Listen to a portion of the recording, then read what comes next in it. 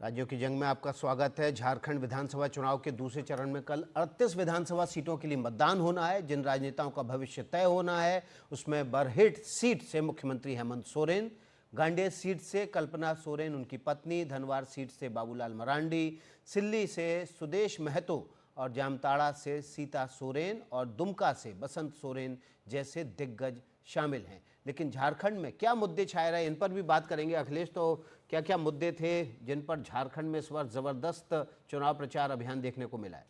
देखिए, कई सारे मुद्दे थे। अगर बीजेपी की बात करें तो बीजेपी ने घुसपैठियों के मुद्दे को प्रमुखता से उठाया था। इसके साथ ही जो बटेंगे तो कटेंगे नारा महाराष्ट्र में चला, वही बीजेपी ने यहाँ पर भी प्रयास किया उठाने का। पीएम मोदी का भी नारा था, एक है तो सेफ हैं। उधर जवाब दिया गठबंधन ने इसको लेकर के कि ना तो बटे थे ना बटे हैं। बांग्लादेशी घुसपैठ का मुद्दा मैंने बताया कि वो एक प्रमुख मुद्दा रहा है। रोटी बेटी माटी का मुद्दा पीएम मोदी ने प्रमुखता से उठाया। आदिवासी अस्मिता का मुद्दा भी यहाँ पर छाया रहा है। तो इन मुद्दों के आसपास पूरा चुनाव प्रचार अभियान घूमा है और इस मुद्दे इन कौन सा मुद्दा ज़मीन पर अखिलेश असर कर रहा है, इसकी हम तफ्तीश कर लेते हैं। हमारे साथ तमाम मेहमान इस खबर पर, इस डिस्कशन में जुड़ रहे हैं, उनके पास चलेंगे। सबसे पहले दीपक झा का रुख कर लेते हैं। दीपक, ऐसा लग रहा था चुनाव शुरू होते होते कि यहाँ पर तो केक वॉक है, कांग्रेस जेएमएम की सरकार जो है फिर से रिपीट होने जा रही है, क्योंकि जिस तरह से हेमंत सोरेन ने दोबारा मुख्यमंत्री का पद लेने के बाद अपनी लोकप्रियता बढ़ाई थी, वो बहुत कम होता है ऐसा कि चुनाव आते आते वो लोकप्रियता इस स्तर पर चली जाए। लेकिन जैसे ही चुनाव के मुद्दे हावी होना शुरू हुए, घुसपैठ का मुद्दा, आदिवासियों की अस्मिता का मुद्दा, रोटी बेटी माटी का मुद्दा, कांग्रेस कहीं ना कहीं पिछड़ना शुरू होती दिखी। देखिए विनोद जी, विकास जी, सबसे बड़ी बात यह है कि जो भाजपा के पास कोई मुद्दे नहीं है। घुसपैठियों के सवाल पे जवाब ये है कि घुसपैठियों की जब बात भाजपा करती तो अच्छा नहीं लगता। देश की सीमाएं सुरक्षित नहीं है। आज देश का गृह मंत्री कौन है, देश जानना चाहता है। तो अगर देश का गृह मंत्री इतना निकम्मा है कि मणिपुर जल रहा है और मणिपुर की एक यात्रा ना कर पाए, अच्छा नहीं लगता गृह मंत्री के लिए ऐसे शब्दों का प्रयोग करना निकम्मा। लेकिन मणिपुर जल रहा है, वहां पे जाया नहीं जा सकता।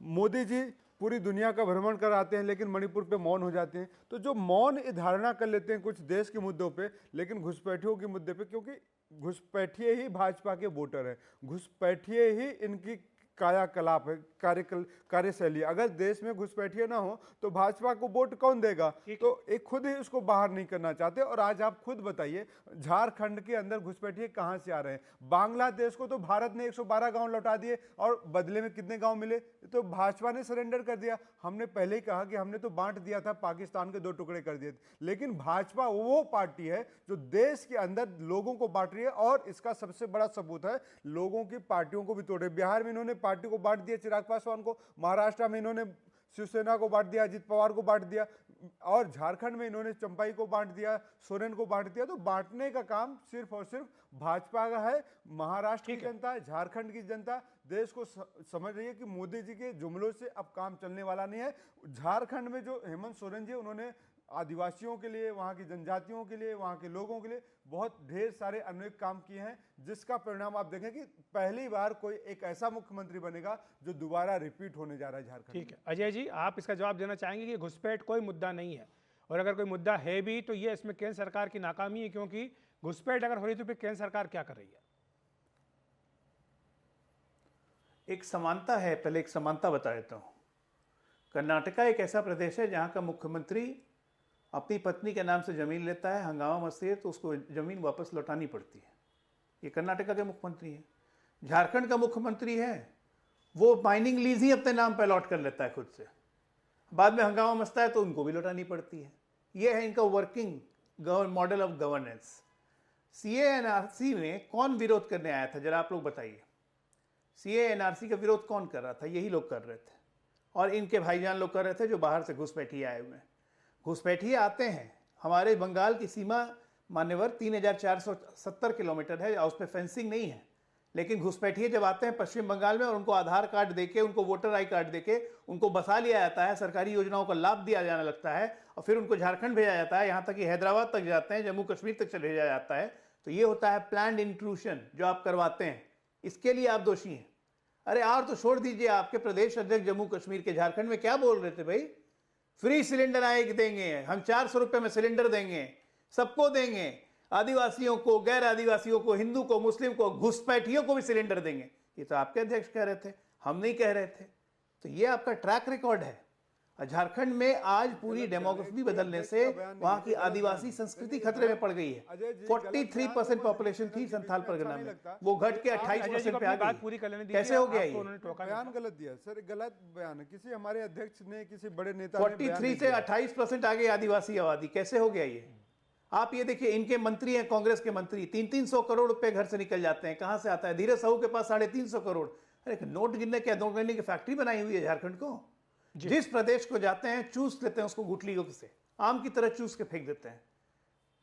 जनता अजय जी, ये माफ चीज कीजिएगा, समझ रही है। समय की थोड़ी आदिवासी कमी अस्मिता है। की बात है। संक्षेप में जवाई राजन- क्लब बन चुके हैं वहां पे। जी जी, संक्षेप में राजन तिवारी जी आपकी बस टिप्पणी। मैं कह रहा हूं यही सब मुद्दे हैं जी जो जी, जमीन कई पे सारे इको मुद्दे कर हैं रहे जिनकी हैं। हमने चर्चा की। राजेंद्र जी, आप तो वहीं से हैं, आपने जमीन पे क्या देखा? क्या मुद्दे हैं जिनको देख करके कल झारखंड की जनता वोट करेगी? अनम्यूट कर लीजिए। ये चुनाव बहुत उदासीन चुनाव है, कोई रोमांच लोगों में नहीं है। अगर आप गांव में और दूसरी जगहों पर जाएंगे तो सारे लोग एक तरह से ये बात करते हैं कि भाई सब एक ही जैसे हैं, लेकिन हमारी मजबूरी है वोट करना। तो जो जनरल वोटर है वो भाजपा की बात करता है, जो आदिवासी माइनॉरिटीज ये सब हैं वो हेमंत सोरेन की बात करते हैं। एक पहला पॉइंट ये। दूसरा पॉइंट ये है कि जो बांग्लादेशी घुसपैठ का मामला है, इसको भारतीय जनता पार्टी ने बहुत मजबूती के साथ खड़ा करने की कोशिश की, लेकिन जमीन पर दरअसल वो चीजें हैं नहीं, तो इसलिए ये मसला उस तरह से खड़ा नहीं हो पाया। और जो आदिवासी की बेटियों की बात है, प्रधानमंत्री तक ने कहा कि बेटियां सरकार छीन रही है। इसके बारे में जो हेमंत ने जो जवाब दिया वो अलग तरह का था। उन्होंने कहा भाई बिल्किस बानो को लेके आए, उन्होंने कहा बिल्किस बानो को बलात्कारियों को छोड़ा जाता है। मणिपुर में आदिवासी बच्चियों को नग्न घुमाया जाता है, लेकिन प्रधानमंत्री कुछ नहीं बोलते हैं। तो ये सारी चीजें जो हुई, इससे दरअसल कोई मुद्दा ऐसा खड़ा दिखाई नहीं दिया। अगर आप घूमेंगे पूरी तरह से झारखंड तो दो चीजें दिखाई देंगी आपको। एक मैया योजना दिखाई देगी जिसकी हर जगह, चाहे जनरल वोटर हो, चाहे ओबीसी हो, आदिवासी हो, माइनॉरिटी हो, सब जगह उसका रेजोनेंस दिखाई देगा। और दूसरी चीज, जैसे ही आप नॉर्थ छोटा नागपुर में आते हैं तो जयराम महतो नाम का एक फैक्टर दिखाई देता है जो थोड़ा रोमांच पैदा करता है चुनाव में। इसके अलावा चीजें बहुत कुछ है नहीं।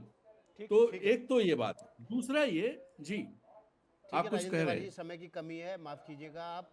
झारखंड का चुनाव राजेंद्र तिवारी के मुताबिक बहुत एक बात और मैं कहना चाहूंगा, जी जी जी जी एक बात बस। अमित शाह जी जब ये कहते हैं कि घुसपैठिए आ गए, पिछले मध्य प्रदेश के चुनाव में मुझे याद है चुनाव प्रचार के दौरान वो कह रहे थे कि प्रधानमंत्री ने घुसपैठिया मुक्त बना दिया है देश को। ठीक एक साल पहले। तो पहले वो तय कर लें घुसपैठिया मुक्त है कि नहीं है, तब लोग भरोसा करेंगे। जी ठीक है। लेकिन कुछ इलाकों में निश्चित रूप से घुसपैठियों ने आदिवासी इलाकों में गांव के गांव जो है वहां पर कब्जा किए हैं, और इसी वजह से शायद बीजेपी ने इस मुद्दे को उठाने की कोशिश की कि ताकि बाकी झारखंड में इसका असर दिखे एक जगह के उदाहरण के तौर पर। झारखंड का चुनाव राजेंद्र तिवारी के मुताबिक नीरस है, लेकिन मुद्दे ज़मीन पर क्या है, कल के वोट में जनता कल जब वोट गिराएगी तो जनता उन मुद्दों को समझदारी से चुनेगी जो उसके हक के होंगे और जो पार्टी उस हक को पूरा करेगी।